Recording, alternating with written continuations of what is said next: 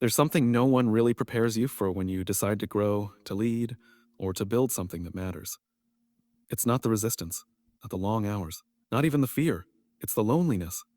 Them rickety The silence that vans, follows when you them outgrow the buses, version of them yourself charter buses. that once fit so When the easily train into other station people's here expectations. in downtown We been live in a already world that fixed, if constantly it was talks the about same problem, support, why is it taking longer to fix teams, in our followers, neighborhoods? communities. Why is the train taking so long to fix? We got places to be. Won't be accompanied by applause, encouragement.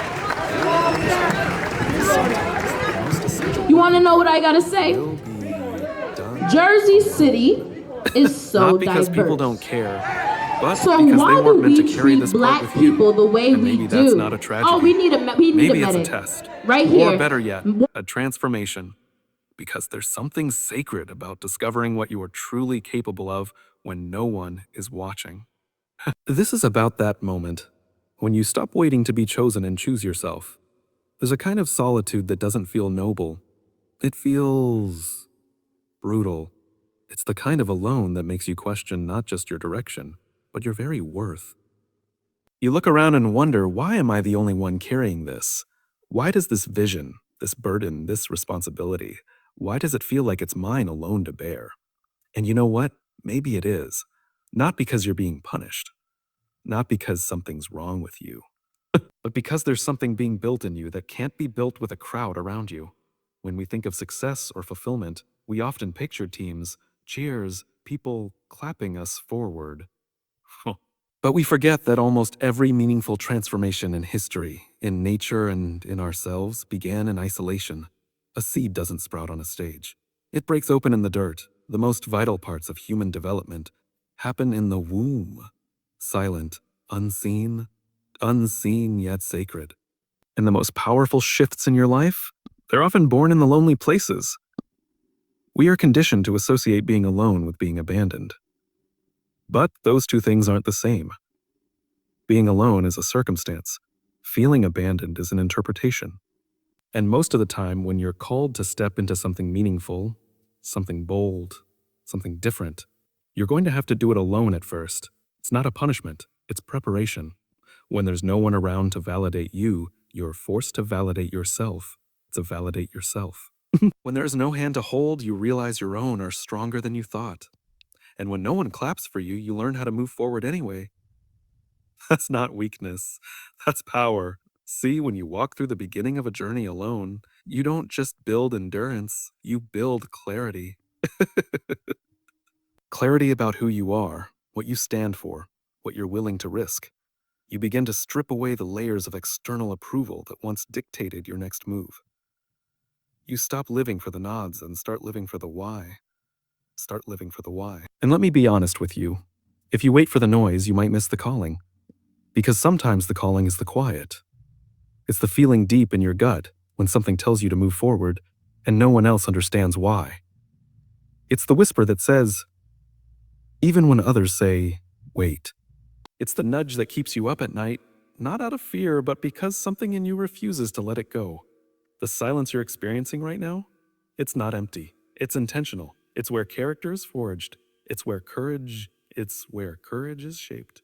It's where the foundation is laid, not just for what you're building, but for who you're becoming. Because here's what I've found. The people who can move without applause are the ones who are still standing when the applause fades. Doing it alone teaches you to move because it matters, not because it's popular. It teaches you to take the first step, even when you have no idea how many steps are ahead. And it teaches you to trust that sometimes the space between where you are and where you're going has to be walked, solo. Not forever, but for now. Because when you walk alone, something happens inside of you that can't happen any other way. You stop outsourcing your confidence. You stop waiting for consensus. You stop holding back, hoping someone else will give you permission. And you start leading, not from ego, but from purpose. So maybe, just maybe, you're not behind. You're not forgotten. You're not lost. You're just in the preparation phase. The phase where what matters most is being built. Them Your rickety integrity, vans, your resilience, them your buses, ability to stay them centered when charter everything around buses, you is quiet. when the And if train you can stay station faithful here here, in in the downtown stillness, been already in the fixed, silence, if it was the same silence, problem, why is it taking solitude, longer to fix in our then neighborhoods? you're not just becoming someone who can do it. Why is the train You're taking so becoming long someone to who fix? knows We why got you're doing places it at to all. be. That's what changes everything. Do it alone, not because you have to, because that's where the foundation gets poured. You want to know what I gotta And say? once it's poured, you'll be Jersey unshakable. City You'll be is unshakable. so One of the biggest diverse. myths we tell ourselves is that we So need to get why something do we first treat before we black can begin. people the way we More do? knowledge, Oh, we need more a confidence, medic. more connections, Right here. more support. It's this quiet belief that we're not ready yet, that we're still missing the tools, the talent, or the timing, so we wait. But what if I told you that you've already been given everything you need for the next step? Not for the whole journey, not for the final outcome, but for the step in front of you. We don't always see it because we're comparing what we have to what someone else has built. We look at their platform, their following, their results, and we assume they had some secret advantage. But most people who create meaningful work, people who break ground, start movements, or walk their own path, don't start with clarity. They start with courage. And courage doesn't show up fully formed. It's revealed when we act without having everything figured out. I've had countless conversations with people who are stuck, not because they don't have what it takes, but because they don't believe they do. It's not a lack of capacity. It's a lack of clarity in seeing their own capacity. There's a difference. We spend a lot of time waiting for someone to give us permission, to say, yes, you're good enough now. But if the work you're called to do is truly yours, you're going to have to give yourself that permission. You're going to have to believe that what you carry matters, even if no one else recognizes it yet. And that belief? That's where momentum starts. It's easy to admire someone who's already running their race. It's harder to believe that you could do the same, with the raw materials already in your hands. But I want you to think about this. What if your gift is not something you go find out there, but something you uncover by doing the work where you are? We're trained to look for external signs of readiness, degrees, accolades, checklists. But there are moments in life where the only degree you have is the discomfort that won't let you stay where you are. And that's enough to begin. Let me ask you, have you ever felt the pull to do something, speak, write, create, lead, but you talked yourself out of it because you thought you didn't have what it takes? What if the very thing you think you're missing will only show up after you take the step? You can't develop boldness by thinking about being bold. You become bold by acting when you're afraid. You don't become creative by researching creativity. You become creative by trying, failing, adjusting, and trying again. You don't become a leader by reading leadership books. You become a leader by stepping forward when no one else does, even if your voice shakes.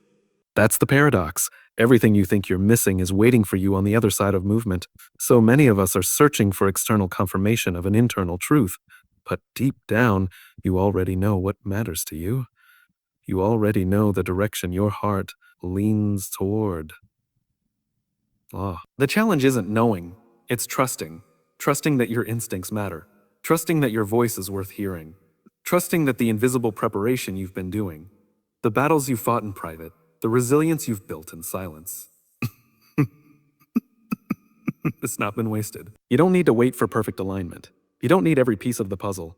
You just need enough to say, I'll start here. And once you start, really start, you begin to uncover things you didn't even know you had. Creativity, grit, empathy, leadership, clarity. Not because they suddenly appear, but because movement brings them to the surface. You were born with more than you realize. And the more you lean into the unknown, the more your gifts rise up to meet you. So if you're waiting for the right words, the right people, the right confirmation, consider this your moment. Because doing it alone doesn't mean doing it without anything. It means doing it with what's already inside you. That's your them rickety foundation. vans, And that's more them than enough. buses, them charter buses. You don't need more to begin. When the train You need to station begin to here discover what in you already downtown have. been already fixed. There's a big If difference it was between the being same problem, alone why and is it feeling taking longer to abandoned. fix in Most our people never neighborhoods? take time to understand that distinction. Why is the train We've taking been so long conditioned to to fix? We believe got that places if we're to doing be. something alone, it must mean no one cares. That if we're walking a path You wanna know what I without gotta applause or say? validation, it must mean we've Jersey taken a wrong turn. City is But the so truth diverse. is, some of the most significant So why transformations do happen in we solitude. treat black people the way we do? Oh, we need a medic. It's not Right some here. emotional timeout. It's where clarity begins. It's where noise quiets down enough for the truth to rise to the surface. Not the truth, your truth. Because when you're surrounded by people all the time, people with opinions, expectations, advice, you can start living their version of your life instead of your own. And the scary part is, most of us don't even realize it. When you choose solitude, you're not disconnecting from the world, you're reconnecting with yourself. You're returning to the source of your values, your why, your center. That's where self-leadership begins. Now, I know we like the word a leader. It sounds good. It sounds strong. But the most effective leaders, the ones who build lasting things, are the ones who've learned how to lead themselves before they ever try to lead others. And self-leadership isn't flashy. It's not about charisma. It's not about charisma. It's about consistency. It's about who you are when no one's watching. Because if you can't lead yourself through boredom, distraction, fear, discouragement, how are you going to lead anyone else? Solitude forces you to confront that. It puts you in the mirror. No filters, no accolades. No accolades. Just you, your thoughts, your patterns, your fears, your purpose. That's the training ground. That's where you learn what you're made of. When there's no audience to impress, only a mission to pursue. I'll be honest with you. The world doesn't reward solitude. It rewards visibility. It celebrates productivity, attention, influence. But just because something is visible doesn't mean it's valuable. And just because something is loud doesn't mean it's wise. Sometimes the most important work you will ever do will be invisible to everyone except you. Maybe you're in that season now, building in silence. No recognition, no support. Just you and the weight of your own expectations. I want you to hear this. That's not failure, that's formation. It's in solitude that you build the muscles of resilience. You learn how to speak truth to yourself when no one else is doing it for you. You practice discipline when there's no deadline. You set your own standards. You define your own wins. And more than anything, you learn to hear your own voice again, not the voice shaped by social media. Not the voice shaped by pressure. Your real voice, the one that got buried under years of shoulds and musts, and not enoughs. Solitude gives it space to breathe again. That's not isolation. Isolation is what happens when we shut down out of fear, when we numb ourselves, when we build walls so high that nothing gets in, not even purpose. But solitude? Solitude is a choice. It's intentional. It's not about running away. It's about returning to something deeper. There's a moment in every journey where the external input has to stop so that internal alignment can begin. You can only take in so much advice before you realize no one else knows your assignment like you do. That's not arrogance, it's ownership. You know, we admire people who seem deeply grounded, who move through life with purpose and conviction. But what we often miss is the solitude that shaped them. The quiet hours of reflection, the lonely decisions, the internal wrestling. That's what produces depth. That's what makes someone steady when the pressure hits. So maybe you're in that quiet space right now. Maybe it feels like nothing is happening. But I promise you, something is. Something always is when you choose to stay with yourself long enough to listen. And when you come out on the other side of that solitude, you'll have something so many people are missing. Integrity, alignment, direction. That's what the world needs more than ever. People who know how to lead themselves before they try to lead others. People who've been forged in silence, not shaped by trends. Buses, People who don't just charter perform buses, purpose but embody it. when the train station don't get that from in noise. downtown You been get that already from fixed. solitude. If it was the same problem, So why the is next it time taking you longer find to fix yourself in our walking alone, neighborhoods? not because you have to, but because Why you is choose the train to, taking so don't long to rush fix? to We fill got the places silence. to be. Sit in it, learn from it. Let it stretch you, teach you, break the surface of your assumptions. You want to know Because what when I you gotta learn to say? lead yourself in the quiet, you become Jersey unshakable in the City noise. is so Solitude diverse. isn't where you get lost. It's So where you why finally do find we your way. treat black people We the love way word we our do? resilience. Oh, we It's need become a badge medic. of honor. Right here. We say it like it's something you wear, something you put on before you face the world. But here's the truth. Resilience isn't something you wake up with one day. It's not something that magically appears when you need it. Resilience is revealed in the moments you're tempted to quit, and no one's around to tell you to keep going. When you're surrounded by encouragement, by support, by structure, it's easier to stay in motion. You've got people cheering you on, holding you accountable, reminding you of your potential. And that's valuable. We need community. But the kind of resilience that anchors you, the kind that makes you immovable when the pressure rises, is built when all of that is stripped away. And bears you when it's just you, when the phone doesn't ring, when the compliments stop, when progress feels invisible. That's where resilience reveals itself. You see, being alone doesn't mean you're abandoned. It means you're in a space where the noise is low enough for you to hear what you really believe. And that's when you find out if the values you talk about in the light still matter to you in the dark. That's when your discipline is tested, your why is questioned, your resolve is exposed. And you don't build new character there. You discover the character that's already been forming in you all along. It's one thing to believe in yourself when someone's validating you, but do you still believe in yourself when the applause goes quiet? When the metrics drop? When the progress slows? That's not weakness. That's life. That's the training ground of the people who don't just make noise in the world, but leave a lasting impact. And the problem is, we're conditioned to think that when we're alone, something's wrong. We mistake the silence for a sign that we've failed. But silence isn't the absence of growth. It's the environment where growth deepens. Think about a seed. It doesn't sprout in the spotlight. It takes root in the dark. Quiet, unseen, pressed into the dirt. But it's there that resilience is forming. Roots grow first. And if the roots don't go deep, the plant won't last when the wind comes. That's you. That's your calling. That's your vision. The time you spend in the quiet alone unnoticed, it's not wasted. It's foundational. There's this pressure we all feel to move quickly, to be seen, to prove. But the irony is, the more you rush past the alone moments, the ones where resilience is revealed, the more fragile your progress becomes. Because anything built on borrowed strength will eventually collapse. When you go it alone and you keep going, you're not just proving something to the world. You're proving something to yourself.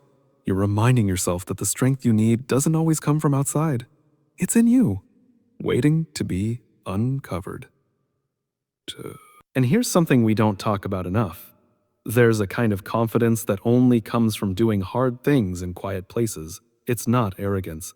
It's not performance. It's quiet conviction. It's the knowing that no matter what changes around you, you've done the work. You've stayed steady when things got messy. You've shown up when no one was watching. That's the kind of strength that doesn't break under pressure. It multiplies. Resilience is revealed when your only company is your doubts, and you decide to move anyway. When the fear doesn't leave, and you take the next step anyway. When there's no feedback, no guarantee, no finish line in sight, you keep showing up. You want to know how to develop that kind of resilience? Stop running from the alone moments. Embrace them. Don't wait for someone to push you. Push yourself. Don't depend on external motivation. Build internal discipline. It's in those exact moments, the ones no one sees, that your future is being formed.